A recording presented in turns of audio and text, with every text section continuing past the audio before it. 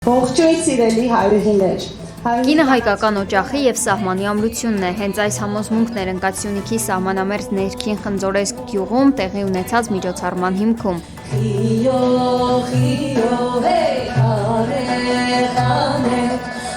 Հայուհի կանանց կենտրոնը հերթական նախաձեռնությամբ հյուրընկալվել էր սահմանամերձ համայնքի կանանց նպատակ ունենալով ակտիվացնել համայնքային կյանքը և կարևորել հայուհու դերը երկրի ամրության գործում։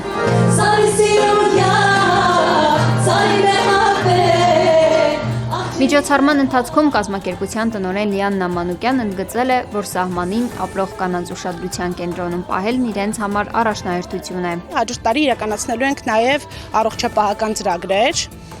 ինչը մեզ համար այս բան շատ կարևոր է, պիտի ստանանք թույլտվություն առողջապահության նախարարությունից եւ շրջենք մարզերում եւ անվճար